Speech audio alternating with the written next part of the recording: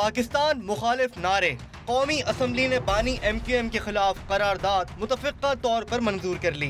करारदाद में कहा गया है कि 22 अगस्त को MQM के बानी की मुतनाज़ा और इश्तियार अंगेज़ तकरीर पाकिस्तान की सालमियत पर हमला है। मीडिया हाउसेस बिलखुसूस एयरवाई चैनल पर हमलों, हर किस्म के जराइम, तशद्दुद, दहशतगर्दी और पाकिस्तान मुखालिफ नारों या कार्रवाइयों की मजम्मत करते हैं। करारदाद में मुतल्लिक़ा अफराद के खिलाफ कानून के मुताबिक फौरी सख्त कार्रवाई का मुतालबा किया गया है और कहा गया है कि ये ऐवान पाकिस्तान की पार्लियामेंट, मुसल्लह अफवाज, मीडिया, अदलिया, दस्तूर के तहत काम करने वाले तमाम जमहूरी इदारों के साथ मुकम्मल यकजहती का इजहार करता है। उधर MQM के सरबराह फारूक सत्तार ने भी हुकूमती करारदाद की हिमायत कर दी।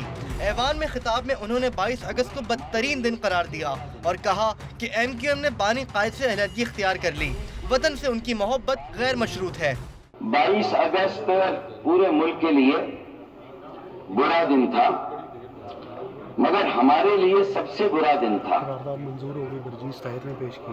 तहरीक के बानी ने लकीर खींची तो हमने भी लकीर खींची, खुद को तहरीक के बानी से अलग कर लिया। फारूक सत्तार ने कहा कि MQM के बानी के माफी नामे को सामने रखते हुए उन्हें सफाई का मौका मिलना चाहिए। उन्होंने ऐवान में नारे भी लगाए। पाकिस्तान, सूबा सिंध, शहर कराची,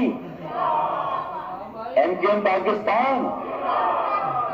उनका कहना था कि पाकिस्तान मुर्दाबाद कहने वालों को पूरी कौम ने रद्द कर दिया। अब पाकिस्तान जिंदाबाद कहने वालों को सीने से लगाया जाए।